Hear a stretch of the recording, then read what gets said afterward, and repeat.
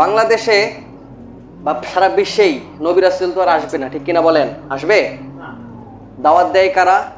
মসজিদের ইমামরা। দাওয়াত দেয় কারা? ওই ছোটবেলা থেকে তিনখানায় পড়েছে ওই বাচ্চাটাই।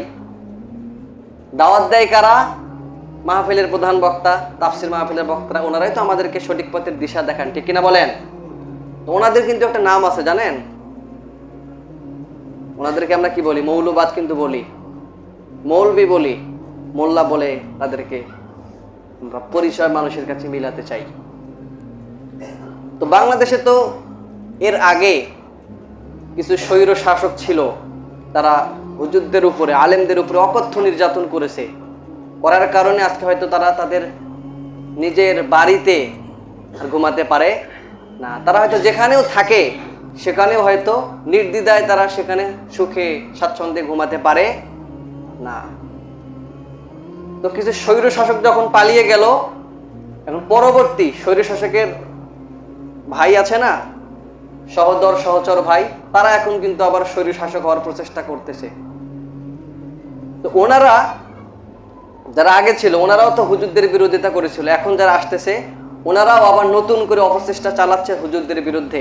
তারাও মৌলবাদ নিয়ে অনেক ধরনের কথা বলে। মনে রাখবেন, আপনি যে ইতিহাসেই ঘাটেন না কেন, উপমহাদেশের ভারতবর্ষে যত ইতিহাস ঘাটবেন, সারা পৃথিবীব্যাপী যত ইতিহাস আপনি ঘাটবেন, এই মুসলিমদের এবং এই সমগ্র বিশ্বের সকল মানুষের উত্থান এবং পতনের গল্পের সাথে মৌলবাদরা ছিল।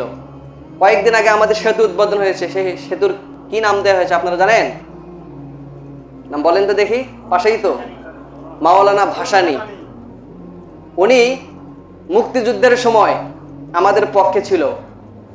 উনি ইংরেজদের বিরুদ্ধে বজ্র কঠোর ছিল।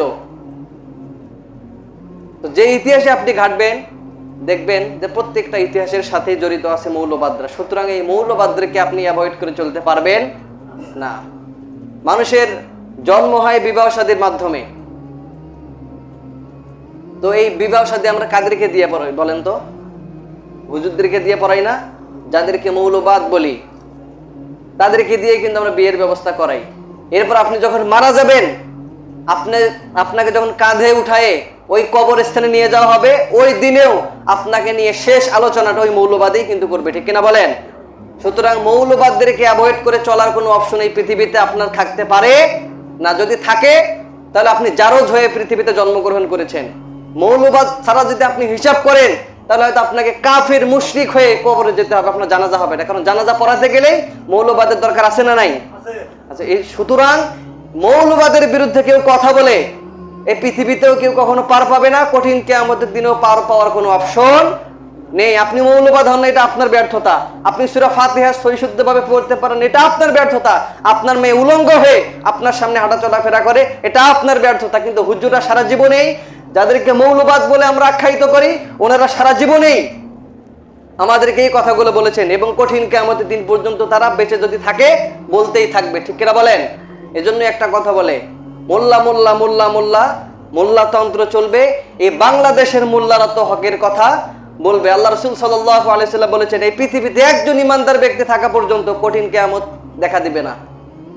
তো ওই ব্যক্তি যে ইমানদার হবে তাকে ইমানের সংজ্ঞা শেখাবে কে বলেন? হুজুররা শেখাবে না? তো তাকে শেখানোর জন্য তো হুজুরের প্রয়োজন। তার মানে কি, হুজুররাই পৃথিবীতে যতদিন আছে পৃথিবীও ততদিন আছে। এই হুজুররা যেদিন থাকবে না,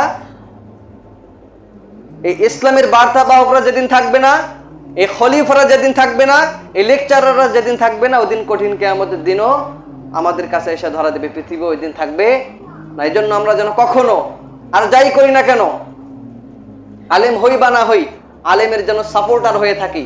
আলেম হই বা না হই, আলেমদের সহবতে যেন থাকি। আলেম হই বা না হই, কমপক্ষে আলেমদেরকে যেন আমরা অন্তর থেকে সাপোর্ট করি। আল্লাহ রাব্বুল আলামিন তৌফিক দেন। আল্লাহুম্মা আমিন।